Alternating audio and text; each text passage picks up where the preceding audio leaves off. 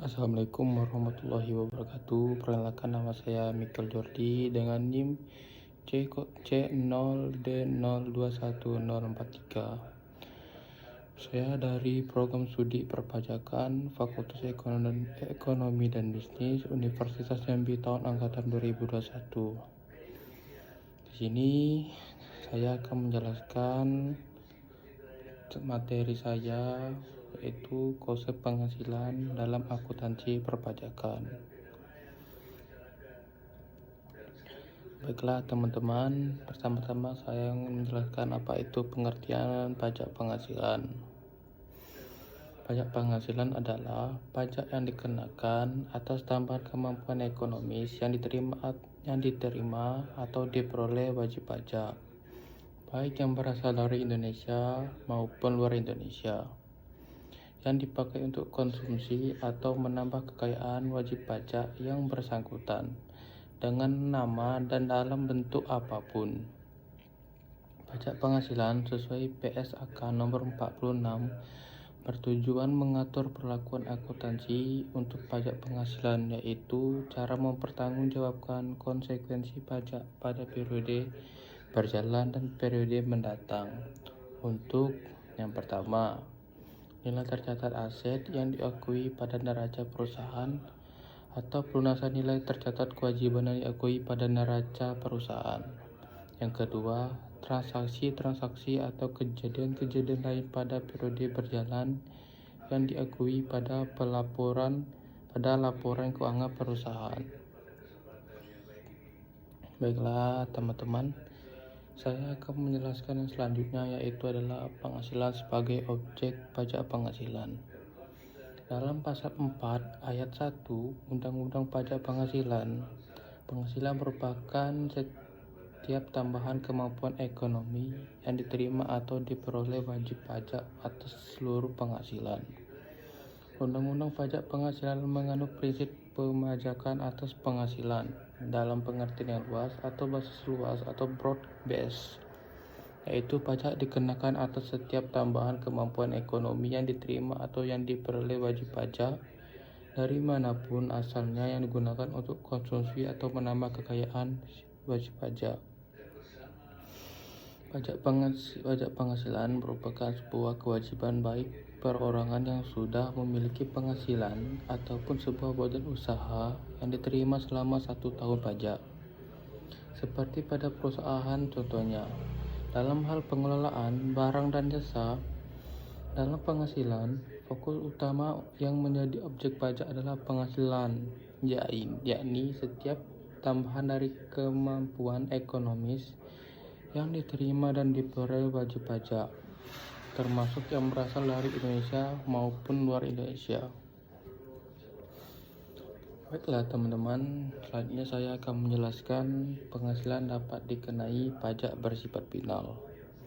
Yang pertama, penghasilan berupa bunga deposito dan tabungan lainnya, bunga obligasi dan surat utang negara, dan bunga simpanan yang dibayarkan oleh koperasi kepada anggota koperasi orang pribadi.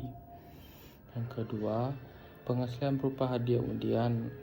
Yang ketiga, penghasilan dari transaksi saham dan sekuritas lainnya, transaksi derivatif yang diperdagangkan di bursa, dan transaksi penjualan saham atau pengalihan penyertaan modal pada perusahaan pasangannya yang diterima oleh perusahaan modal Ventura. Selanjutnya, penghasilan dari transaksi pengalihan harta berupa tanah dan atau bangunan, usaha jasa konstruksi, usaha real estate, usaha persewaan tanah dan atau bangunan, dan penghasilan tertentu lainnya yang diatur dengan atau berdasarkan peraturan pemerintahan. Baiklah teman-teman, selanjutnya saya akan menjelaskan penghasilan bukan sebagai objek pajak penghasilan. Yang pertama ada bantuan atau sumbangan. Yang kedua, harta hibahan yang diterima oleh keluarga sedarah dalam garis keturunan lurus satu derajat. Yang ketiga, warisan. Yang keempat, harta termasuk setoran tunai yang diterima oleh badan. Yang kelima, penggantian atau imbalan sehubungan dengan pekerjaan atau jasa. Yang keenam, pembayaran dari perusahaan asuransi kepada orang pribadi. Yang ketujuh, dividen atau bagian laba yang diterima atau diperoleh perseorangan. Yang ke-8, iuran yang diterima atau yang diperoleh dana pensiun. Yang ke-9, penghasilan dari modal yang ditanamkan oleh dana pensiun dalam bidang-bidang tertentu. Yang ke-10, bagian laba yang diterima atau diperoleh anggota dari perseroan komanditer. Yang ke-11, penghasilan yang diterima atau yang diperoleh perusahaan modal ventura. Yang ke-12, beasiswa yang memenuhi persyaratan tertentu yang ketentuannya diatur lebih lanjut dengan berdasarkan peraturan Menteri Keuangan.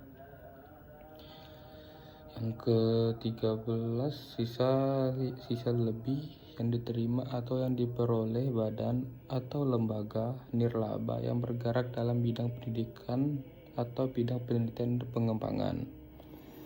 Yang terakhir, bantuan atau santunan yang dibayarkan oleh badan penyelenggaraan jaminan sosial kepada wajib pajak tertentu. Baik teman-teman, selanjutnya saya akan menjelaskan jenis-jenis pada pajak penghasilan. Yang pertama yaitu adalah pajak penghasilan pasal 21 atau PPh 21. Yang kedua, pajak penghasilan pasal 2 atau PPh 22. Yang ketiga adalah pajak penghasilan pasal 23 atau PPh 23. Yang keempat, pajak penghasilan pasal 4 ayat 2 atau PPh final. Yang kelima, pajak penghasilan pasal 26 atau PPh 25. Yang keenam, pajak penghasilan pasal 26 atau PPh 26. Yang ketujuh, pajak penghasilan 29. Dan yang ke-8 adalah pajak penghasilan pasal 15. Baiklah teman-teman, sekian presentasi dari saya. Jika saya ada salah kata, mohon dimaafkan. Saya tutup. Wabillahi taufiq wal hidayah. Wassalamualaikum warahmatullahi wabarakatuh.